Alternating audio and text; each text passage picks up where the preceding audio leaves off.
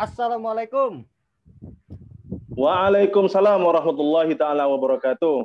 Sehat Pak Dokter Ihsan? Alhamdulillah, Komandan. Ais. Jadi kesan dokter itu dinisbatkannya harus dengan istilah Bapak atau Pak Dokter. Nggak bisa tuh kalau udah punya titel dokter jadi Bang Dokter. Nggak pantas Bang ya? Pantas-pantas aja sih sebenarnya. Tetap aja Sekarang Bapak. sudah mulai kok sebenarnya tidak didominasi oleh Bapak. Menteri aja sekarang ada Mas Menteri, ada Gus Menteri. Oh gitu ya? Iya, presiden aja ya ada yang Gus, bukan Kiai.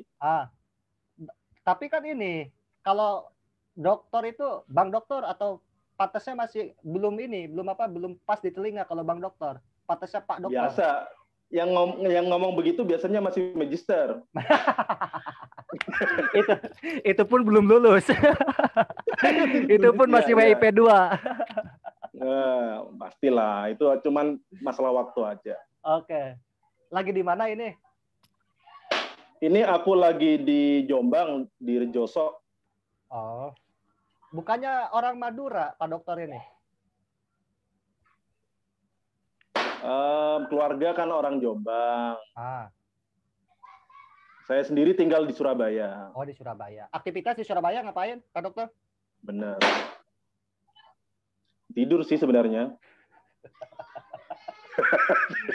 Kalau aku lihat di timeline Facebook kan ada ngisi pengajian, ada ngisi halaqah, ada ngisi pelatihan, ada ngajar mahasiswinya banyak kayaknya. Ngajar di mana Pak Dokter? Aku home base-nya di Al-Fitrah. Itu sebuah lembaga pendidikan tinggi berbasis pesantren di utara Surabaya. Maaf, di Surabaya Utara maksudnya. Di Surabaya Utara. Bener. Ngajar apa? Mata kuliahnya?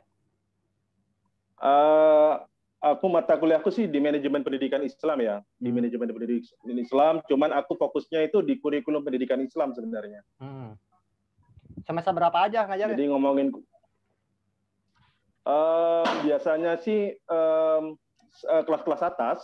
Oh, udah sepuh-sepuh ya, 4, 5, 6, 7. Ya, mereka yang sudah stres mikirin kuliah, itu ketemunya sama saya biasanya itu. Oh, sekalian mau mencurhat kali ya.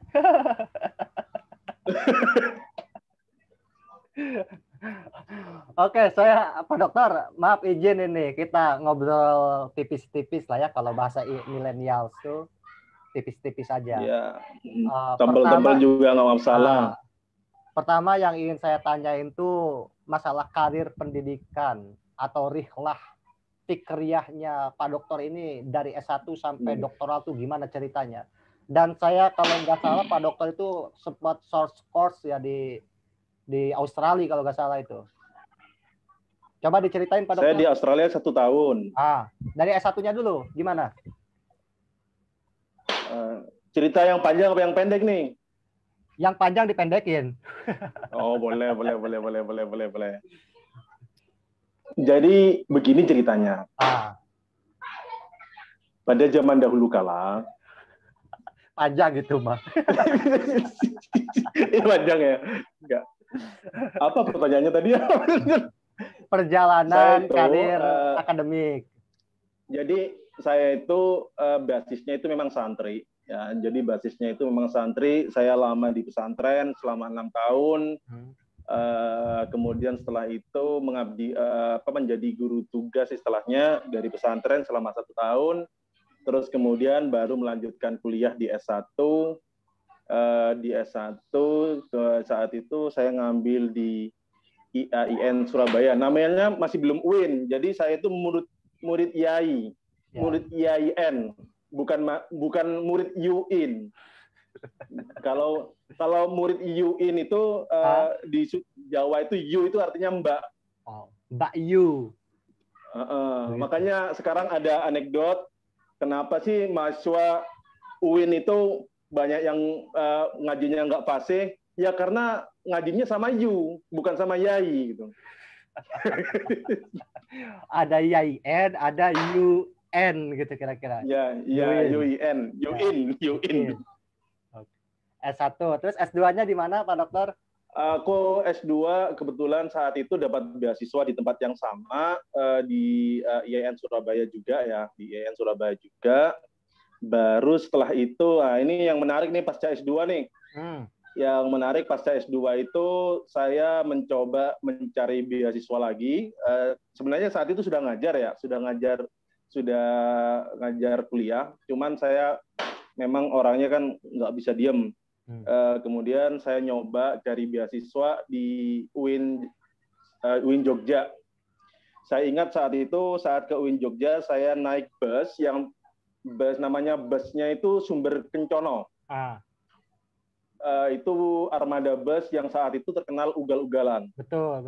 Viral terus itu. Viral. Nyampe Jogja, saya bukannya tes beasiswa, tapi saya mabuk dan sakit. Stres itu kalau ikan. Aduh ya stres kalau ikan mah stres bener. Mabuk sakit kita udah cuman formalitas aja ikut sudah kadung sudah nyampe gitu aja. Akhirnya memang nggak maksimal, saya nggak lolos. Tahun berikutnya saya coba ambil beasiswa S3 di IAIN Surabaya. Cuman saat itu ada perubahan jadwal tes yang saya tidak tahu. Saat itu saya masih nyambi dagang ya. Jadi saya saat itu sedang ngambil barang. Ketika ngambil barang tiba-tiba ada informasi dari UIN Surabaya, sekarang tes. Loh, saya masih kulaan nih gitu. Gimana gitu. Ya udah tahun depan aja kalau begitu gitu. Akhirnya kemudian nggak lolos lah saya itu karena waktunya tes saya malah kulaan kain. Yang ketiga kalinya kemudian ada teman, mungkin dirimu tahu itu teman dari Nurul Jadid namanya Farhan saat itu. Jadi ikut Jakarta aja yuk, boleh lah gitu. Kemudian dia ngajak saya. Setelah itu kemudian di UIN di SPS itu kan, jadi ya mereka ngumumkan aja, walaupun belum tentu ada pengumuman dari Kemenak, tetap aja, atau dari lembaga pemberi beasiswa, tetap aja mereka umumkan. Jadi saat itu situasinya gambling ya, ya udahlah kuliah aja di SPS, dapat beasiswa nggak dapat beasiswa, kita kuliah. Yang ngompori begitu itu namanya itu Pak Farhan dari Nurul Jadid. Akhirnya beasiswa atau tidak? Akhirnya saya dapat beasiswa. Yang ngajak saya, yang ngeyakinin saya hingga mau berangkat ke Jakarta, malah nggak lolos beasiswa. Rezeki anak soleh berarti ini Pak Dokter. Aduh, nggak tahu juga itu. Semoga beliau lolos lah. Betul. Sekarang belum selesai soalnya, malah sudah baru EP2. Nah siap. Itu tuh terus kemudian barulah kemudian saya ada di UIN Jakarta di SPS ya.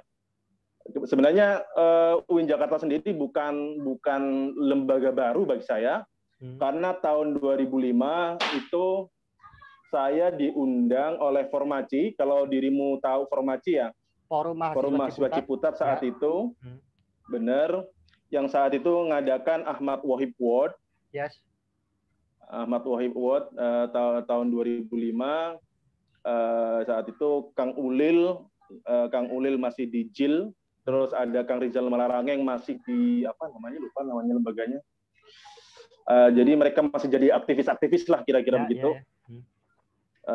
Nah terus kemudian jadi tahun 2005 saya hampir satu bulan ada di Jakarta, kemudian bersinggungan dengan teman-teman Formaci dan lain sebagainya, karena saya lolos sebagai 3 finalis besar di Ahmad Wahib Award. Yang saat itu kemudian saya harus kalah. Saya nulis. Jadi ceritanya saya nulis bukan autobiografi ya, lebih ke diary lah sebenarnya. Masih diary ingat pemikiran judulnya macam. Judul tulisan waktu itu masih ingat? Masih ingat. Karena itu pertama kali saya naik pesawat itu.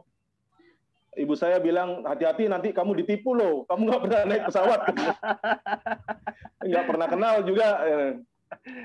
pertama kali naik apalagi pesawat itu, Pak Dokter? pernah pertama kali naik pesawat. Tar dulu. Perihal naik pesawat nih, tahu nggak doa pertama kali naik pesawat itu apa? Apa ya? Saya sih tahunya ketika ada di dalam pesawat sih. Ah, Di depan saya itu ada doa Bismillahirrahmanirrahim itu. bukan. Apa Doa itu? pertama kali naik pesawat itu, Alhamdulillah. Oh, subhanallah.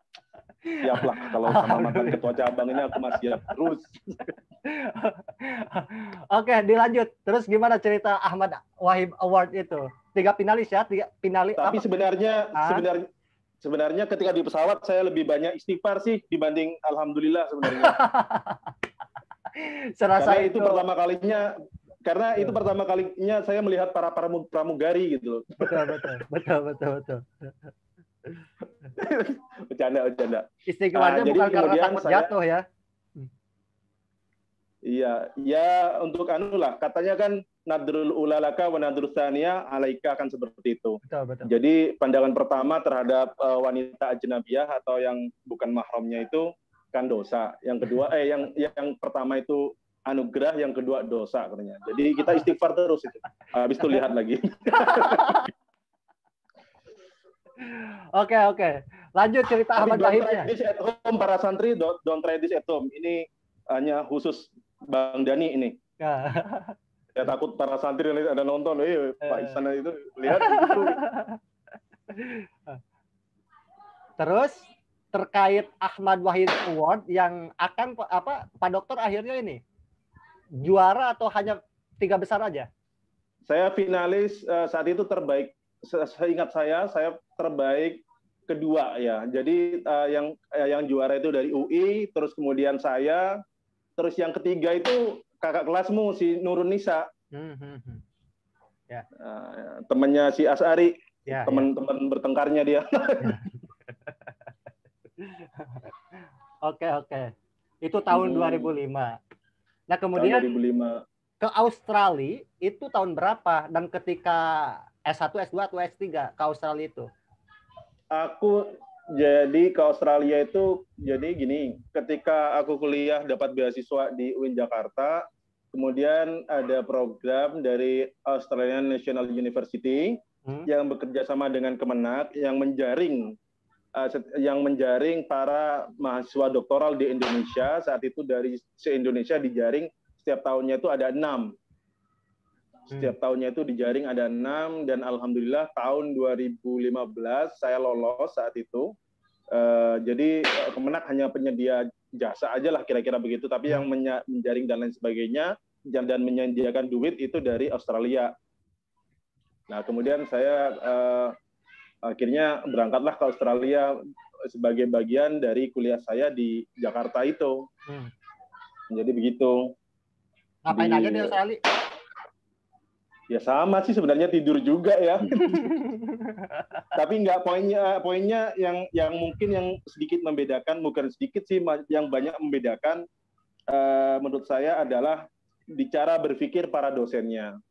Jadi kalau kalau di UIN itu kan seringkali dosen maha benar.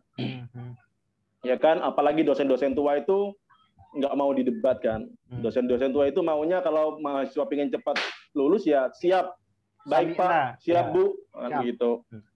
Nah, kalau di Australia di ANU itu memang di kita ada doktrin bahwa dirimu, yaitu para mahasiswa, adalah pemilik karya tesis atau disertasi itu.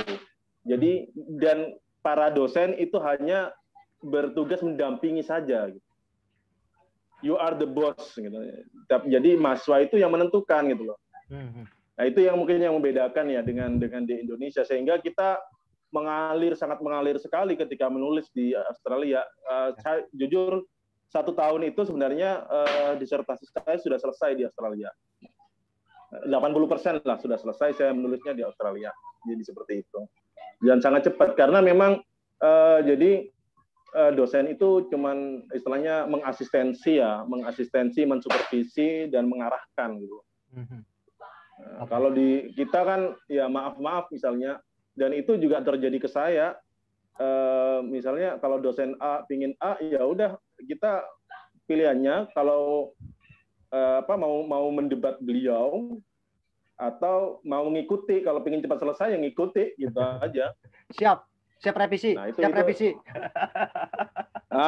Begitu-begitu itu jujur nggak enak juga kan di kita. Itu yang mungkin ya, itu yang menjadi problemnya di UIN. Bukan hanya di Jakarta saya kira, tapi di seluruh UIN di Indonesia. Mayoritas lah ya. Kalau nggak seluruh mungkin mayoritas gitu. Ya betul begitu. Oke. Cuman kita memang diuntungkan sih, banyak dosen lulusan luar negeri yang open minded, sudah terbuka pikirannya. Karena memang dia mengalami metode pembelajaran yang lebih terbuka gitu kira-kira ya. Benar. Dua arah. Kan, ya. Betul dua arah. Itu yang mungkin yang menjadi PR ya, dan harus utamakan oleh UIN untuk saat ini dan ke depan. Oke. Nah, sekarang udah nyerempet ke UIN nih. Berhubung udah nyerempet ke UIN, saya ingin bertanya nih, bagaimana ceritanya Pak Doktor menyelesaikan studi doktoral di Sekolah Pasca Sarjana UIN Jakarta, ya.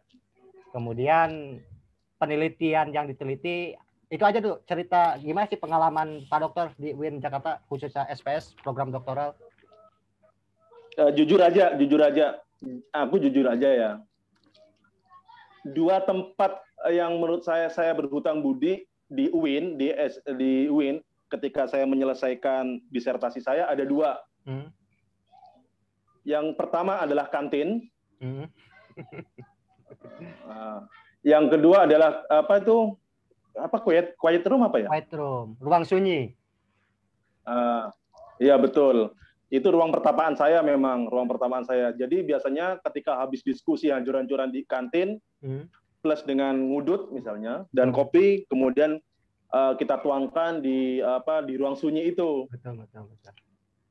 Di sana. Jadi itu terus terasah bagi saya. Baru kemudian kalau saya sudah pusing dengan diskusi berat itu, dan pusing dengan penjelajahan terhadap naskah-naskah itu, biasanya saya pulang ke kos, manggil Asari.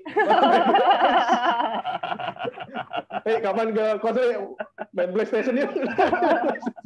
Main PS. Bukan sampai subuh itu mah, sampai pagi, sampai siang. Nasi uduk dulu gitu ya. Jangan muka di sini. Iya.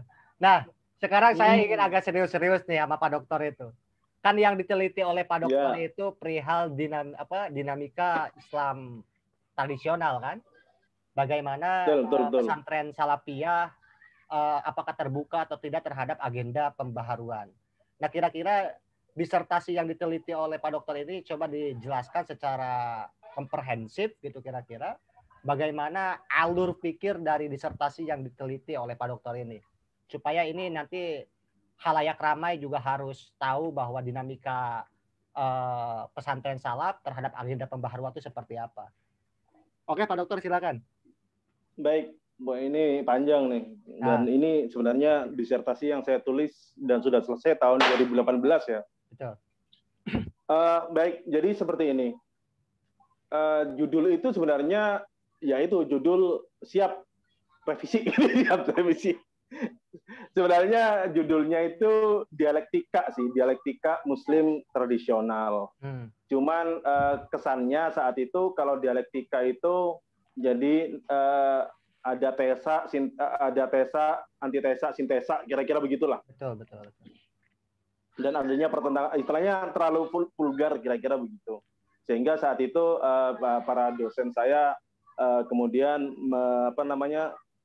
mengusulkan ya udah main selamat aja deh, judulnya dinamika gitu.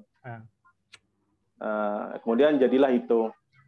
Sebenarnya Islam tradisional itu sendiri adalah payung ya, payung. Jadi itu adalah payung. Jadi kalau kita ngomong, jadi kalau dalam konteks penelitian yang saya pahami, sebuah penelitian itu harus dicari lawan main. Kalau dalam film istilah lawan main ya, atau lawan berdebat lah kalau dalam konteks akademik. Dan kalau ngomongin pesantren itu kan sedikit. Ngomongin pesantren, ngomongin santri itu lawan istilahnya lawan duelnya itu sedikit. Ya. Tapi tatkala ditarik ke atas, biasanya Pak Fuad Jabali ini yang suka narik-narik ke atas itu nih. Nah, ya teman-teman SPS mungkin tahulah Pak Fuad Jabali itu. Ketika ditarik ke atas, ngomongin pesantren, ngomongin orang-orang pesantren ini apa? Ya Islam tradisional. Jadi Islam. Kenapa saya lebih memilih Islam tradisional dibanding NU misalnya? Karena NU itu bagian Islam tradisional, cuman tidak semua Islam tradisional itu lah NU. Yes. Terus kemudian yang perlu saya ketegaskan lagi bahwa Islam tradisional itu dalam survei lembaga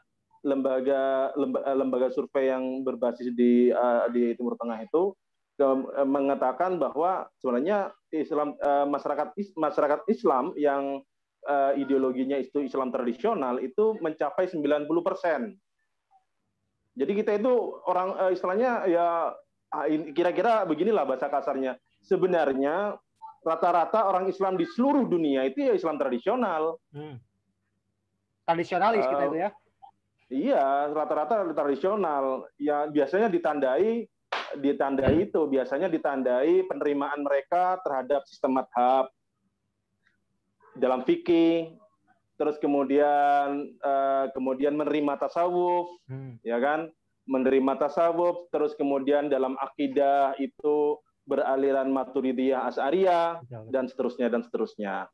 Dan serta salah satu penciri lagi adalah tidak terlalu politis. Tidak terlalu politis, dan ini sedikit berbeda, bukan sedikit sih, banyak berbeda dengan Islam fundamentalis yang sebenarnya cuman saya lupa persentasenya, tapi sekitar 2 atau 3% itu yang memang sangat politis sekali gerakannya, seperti gerakan Salafi Wahabi di Arab Saudi misalnya, seperti itu. Betul. Nah, itu sebenarnya mereka sedikit sekali, cuman karena mungkin satu dan lain hal, kalau diceritakan panjang, akhirnya seakan-akan mereka itu banyak, padahal ya enggak juga. Nah, dalam konteks itu kemudian saya mencari lawan berdebat tentang bagaimana Islam tradisional. Jadi seperti itu. Itulah kemudian saya menemukan bagaimana orang-orang memandang Islam tradisional, dan saya itu fokus di dinamika Islam tradisional di Indonesia. Makanya judulnya adalah Respon Pesantren Salafiyah terhadap Pembaharuan Pendidikan Islam di Indonesia. Jadi seperti itu. Dan saya mendudukkan disertasi saya ini dalam konteks Islam tradisional di dunia, seperti itu. Itu sih kenapa judulnya jadi Islam tradisional. Walaupun ketika nyampe ke penerbit nih, kemudian dirubah total menjadi ini terlalu tinggi, dijadikan sekarang ini setahu saya penerbit kemudian merubah menjadi Pesantren Kiai dan Kitab Kuning. Mungkin bagi mereka lebih menjual ya. Dasar pasar kali ya. Ya, kaitannya dengan pasar seperti itu. Pendekatannya apa waktu dan itu? Dan sampai sekarang belum terbit. Pendekatan disertasi waktu itu fenomenologi kalau nggak salah ya? Antropologi. Aku fenomenologis. Fenomenologis atau antropologi? Pendekatannya ke fenomenologis, kemudian ditulis secara antropologis, etnografis. Jadi seperti itu. Berarti lama nih ya di pesantren nih. Lama masuk angin. Saya jujur, saya menjadi partisipan observer selama penelitian itu. Misalnya ketika saya kadangkala bersinggungan dengan, misalnya bergaul dengan para ustadz, dengan para alumni, ikut kegiatan mereka, membantu pekerjaan mereka dan seterusnya. Jadi seperti itu. Itu kemudian itu yang disebut sebagai partisipan observer. Saya berpartisipasi di sana. Jadi bukan observer yang melihat dari luar, enggak. Jadi saya coba masuk di dalamnya. Betul. Karena memang itulah salah satu menurut saya yang harus saya lakukan untuk tahu lebih jauh terhadap dinamika pesantren itu. Ya. Karena khas dari antropologis pendekatan itu kan harus harus membaur dengan objek yang teliti kan. Betul, harus membaur, betul. Makanya kalau misalnya kalau salah satu antropolog misalnya antropolog dari Amerika, Lucas Bull itu kan yang meneliti pesantren Al-Hikam Malang dengan pesantren Tebu Ireng Jombang, ya dia memang menjadi partisipan observer dan dengan cara dia mengajari para santri itu bahasa Inggris. Nah, jadi dengan begitu dia menjadi istilahnya ikut berpartisipasi di dalamnya dalam kegiatan-kegiatan para santri dan pesantren itu. Jadi seperti itu. Ya. Setelah kan anak judulnya adalah respon pesantren Salafiyah terhadap agenda pembaharuan sistem pendidikan. Kan begitu? Nah, iya, betul. Apa yang ditemukan di lapangan?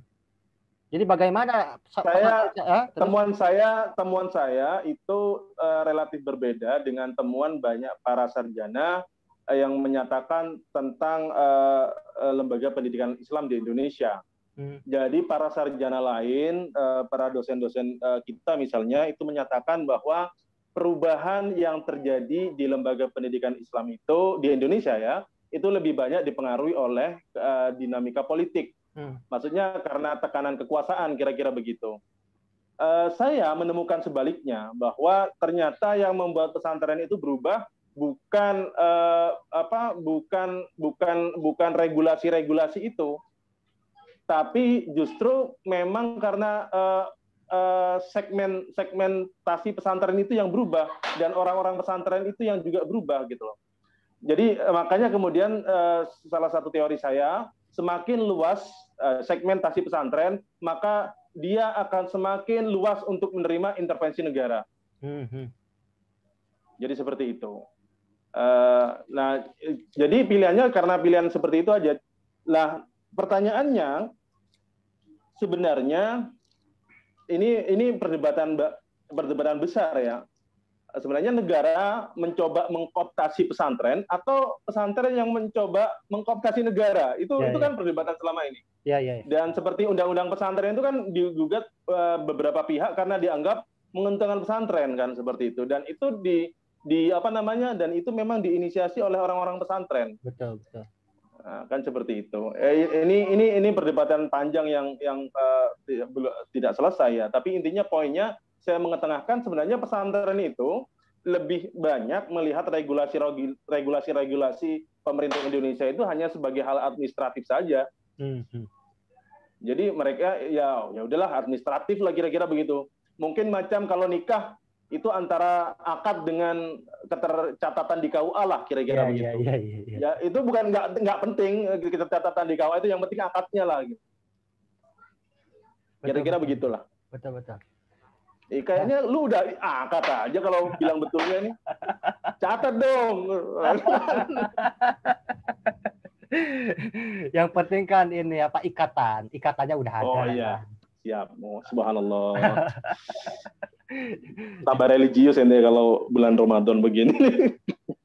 Ya sebenarnya kan judulnya itu saya ingin nanya-nanya lebih banyak ya, tapi siap. Lebih paham penulis sebenarnya kan lebih paham daripada pembaca gitu ya, karena ini mumpung ada penulisnya gitu loh.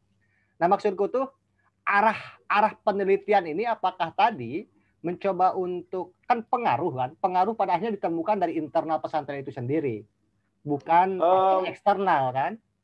Jika aku melihat sebenarnya respon pesantren sih. Aku sebenarnya melihat respon pesantren terhadap upaya pembaharuan pendidikan oleh pemerintah itu. Bagaimana sih respon pesantren gitu loh. Maka kemudian kita bisa memapping respon-respon itu sebagai berikut. Yang pertama, kalau pada era Orde Baru itu sederhana mappingnya, itu menerima dan menolak. Pesantren-pesantren seperti Tebu Ireng, Tambak Beras, dan pesantren-pesantren lain yang semisal itu menerima intervensi itu. Apa yang diterima salah satunya adalah intervensi SKB 3 Menteri tahun 1975. Itu yang mengharuskan bahwa madrasah yang saat itu memang dikelola oleh pesantren harus misalnya memasukkan kurikulum umum 70%. Itu banyak pesantren yang menerima. Terus kemudian ada pesantren yang menolak juga. Ya ini yang lucu. Yang menolak itu justru yang menjadi mediator antara pemerintah dengan orang-orang pesantren, yaitu Gontor. Waduh, saya nyebut Gontor ini. Aku nyebut berak terus ya dari tadi ya. Gak apa-apa. Dan ini gak bakalan aku edit juga kok. Aduh. Gak bakal ada yang disensor. Ya, kita harus menerima pendapat apa adanya kan. Ayo. Siap. Wah, ini bahaya, nanti takut disomasi aku. Tapi nggak masalah. Tapi selama itu adalah fakta sejarah kan bisa dipertanggungjawabkan whatever. Fakta sejarah kemudian Gontor itu tidak menerima intervensi negara. Fakta sejarahnya mereka tidak mau mengintervensi negara dengan bahasa bahwa di Gontor itu kurikulumnya 100% agama dan 100% umum. Jadi mereka nggak mau bahwa kurikulum itu dibagi, ada yang umum, ada yang agama, kira-kira begitu. Itu yang kemudian dikenal Orde Baru kan? Orde Baru, bener. Nah sekarang pada ketika sudah reformasi? Nah ketika zaman era reformasi, ini kan kaum pesantren ini kan menggeliat ya menjadi kelas menengah sebenarnya kan, dan sebenarnya dalam konteks politik bahwa ini dimulailah era kejayaan kaum santri yang ditandai oleh naiknya Gus Dur. Ini Gus saja naik, apalagi Kiai. Bercandaannya mesti gitu. Jadi Gus Dur ada di presiden, menjadi presiden itu menjadi penanda bahwa orang-orang pesantren itu masuk ke politik dengan sangat dalam, jadi seperti itu, dan mempengaruhi. Salah satu kebijakan Gus Dur saat itu adalah mendekati orang-orang pesantren yang menolak nih. Udahlah, yang nolak itu kasih negara. Saat itu cara berpikirnya Gus Dur, negara tetap harus hadir. Bagaimanapun itu adalah warga negara, nggak boleh negara nggak hadir. Maka diakui harus. Maka kemudian saat itu di zaman pemerintahan Gus Dur kemudian terbitlah regulasi tentang muadalah. Diakui pengakuan negara terhadap pesantren. Walaupun sebenarnya istilah muadalah ini relatif terlambat ya. Kenapa saya bilang relatif terlambat? Sebenarnya banyak pesantren-pesantren yang dulu menolak intervensi negara itu justru mendapatkan muadalah itu dari luar negeri, dari Al-Azhar, dari Yaman, dari Suriah, dari India, dan lain-lain. Jadi seperti itu. Mungkin ya Gus Dur ngelihat ini negara luar aja ngakui, masa kita pemerintah nggak ngakui. Gitu. Akhirnya kemudian adalah muadalah.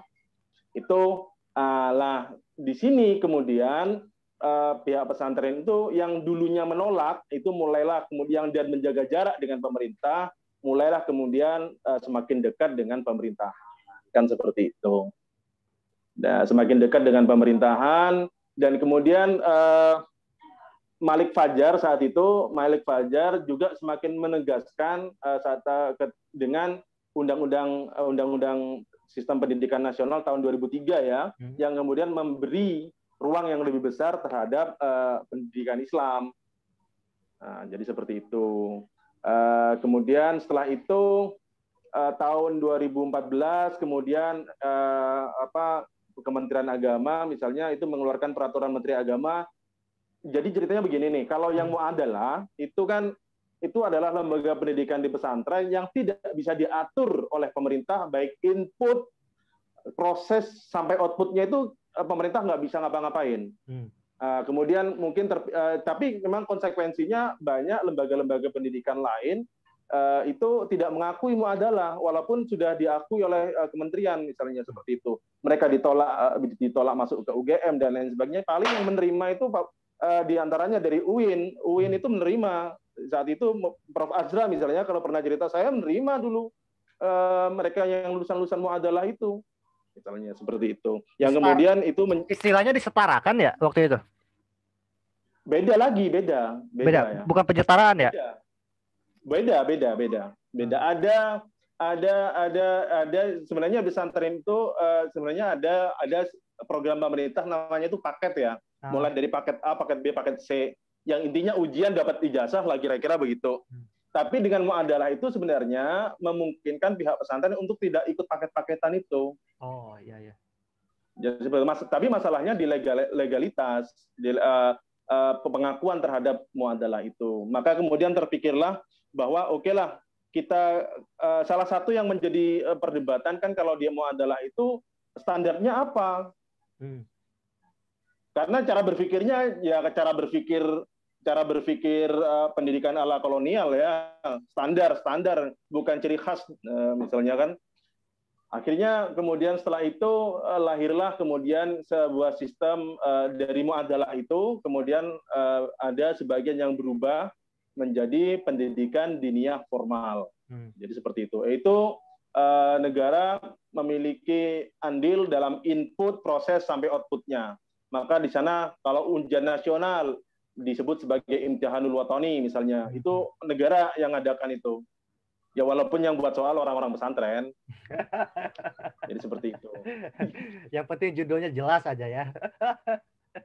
Ya, Imtihan Watani itu. Imtihan Watani ya itu terjemahan sih sebenarnya dari ujian nasional gitu. Jadi itu ada PDF ya, ada PDF. Sebenarnya loh, kalau yang lalu-lalu itu apa? SKB 3 Menteri tahun 1975 itu melahirkan sebuah sistem lembaga pendidikan yang sekarang kita kenal sebagai madrasah formal. Madrasah formal yang ada sekarang itu adalah korban dari SKB 3 Menteri tahun 1975 yang kemudian diperkuat oleh UU Sikdisnas tahun 1989. Jadi seperti itu. Oke. Itu sih. Nah, pas waktu diteliti ini undang-undang tentang kepesantrenan belum ada ya? Pas penelitian ini? Belum ada. Karena saat itu tahun 2017, 2018 saya kan salah satunya karena ini jujur aja. Karena ini penelitiannya juga jadi antropologi politik juga kan. Jadi saya memang mencoba mendekati kekuasaan saat yang dalam konteks ini ada di Direktorat PD Pontren Kementerian Agama. Saya melihat proses di sana dan lain sebagainya pada tahun-tahun itu, sehingga kemudian saya bisa lebih paham konstelasi yang ada di sana gitu loh. Itu sih dalam konteks yang lebih luas, perdebatannya bagaimana dan seterusnya. Jadi memang saya melihat bagaimana dan menyaksikan sendiri bagaimana dinamika itu terjadi di kementerian, bahkan hubungannya dengan misalnya dengan pemeluk agama lain misalnya. Ini kan kalau pendidikan agama Islam berarti seharusnya juga diatur pendidikan Kristen dan seterusnya. Ya. Makanya kemudian dulu sebenarnya di draftnya itu kan UU pesantren dan pendidikan keagamaan. Tapi karena kemudian ya memang banyak kelemahan dan lain sebagainya, maka kemudian kan menjadi apa yang kita kenal sebagai undang-undang pesantren saat sekarang ini. Itu ya. Jadi pendidikan keagamaan yang lain nggak diatur di sana, ini sebagai spesialis lah kira-kira begitu. Oke Pak Dokter, pertanyaan terakhir dari penelitian Pak Dokter. Jadi yang ingin disampaikan oleh Pak Dokter ini dalam penelitiannya tentang dinamika Islam tradisional, respon pesantren Salafiyah terhadap agenda pembaharuan pendidikan Islam ini, apa yang disampaikan? Temuannya apa, Pak Dokter? Nopolitinya, kebaruannya? Jadi itu bahwa teori besar, saya berargumen bahwa perubahan di pesantren itu lebih disebabkan perubahan yang ada di pesantren itu sendiri dibanding regulasi yang dibuat oleh pemerintah, kira-kira begitu. Bahkan dalam kenyataannya banyak regulasi itu justru didesain oleh orang pesantren sendiri untuk melegitimasi keberadaan mereka. Untuk melegitimasi keberadaan mereka. Jadi seperti itu. Kira-kira gimana ya? Gua ada ini nih, lu legitimasi deh. Ya. Nah, buat regulasi. Jadi intinya mah irodahnya itu, kehendaknya itu ada di internal pesantren itu sendiri kan. Gua mau nerima ya karena gua mau nolak juga karena gua kan. Adapun legal formal itu tetap aspirasi dari pesantren itu sendiri yang kemudian dibakukan oleh pemerintah gitu loh. sekarang begitu memang. Sekarang anunya seperti itu, trennya seperti itu. Walaupun tetap ada kewaspadaan di pesantren, jangan sampai suatu saat karena rezim berubah lalu pesantren menjadi digencet kembali. Seperti itu. Jangan sampai undang-undang yang diinisiasi oleh orang-orang pesantren itu justru menjadi bumerang bagi pesantren. Itu pastilah ada seperti itu. Cuman memang beberapa kali saya tanyakan, ini kan dulu begini nih gitu. Misalnya dulu SKB 3 Menteri 1975 itu menyatakan bahwa harus ada kurikulum umum yang masuk, yang kemudian mereka yang menerima itu kemudian mereka menerima itu dihadapkan pada Undang-Undang Sisdiknas tahun 1989 yang menyatakan bahwa madrasah itu ya lembaga pendidikan umum berciri khaskan Islam, jadi kurikulumnya sama. Wah, itu sama seperti kita berada dalam sebuah jalur, maju nggak bisa, mundur nggak bisa. Ya, mentok macet lah kira-kira. Ya. Ya, kalau saya bilang kalau seperti itu lagi terjadi apa? Ya kita mundur. Ada dua hal yang bisa dilakukan, yaitu kalau nggak kita mundur ya kita melakukan apa? Kreativitas lokal kan bahasa mereka. Itu sih. Tapi saya sebenarnya jadi melihat di disertasi saya ini, saya melihat beberapa hal sebenarnya. Yang pertama kepemimpinan, ya. Temuan saya itu yang pertama adalah kepemimpinan, yang kedua adalah di kurikulum, terus kemudian yang ketiga itu di di perkembangan di metodologi pembelajaran. Jadi seperti itu. Jadi dan itu sebenarnya bisa menjadi dipisah-pisah lah, kalau bisa jurnal-jurnal yang banyak lah kira-kira begitu. Bisa dibelah-belah ya, dipotong-potong gitu. Oke, Pak Dokter, menarik ini. Obrolannya udah hampir setengah jam lebih. Siap. Ada closing statement yang ingin disampaikan oleh Pak Dokter terkait dengan pesantren dan regulasi yang dikeluarkan oleh pemerintah, atau relasi antara negara dengan pesantren gitu kira-kira kan?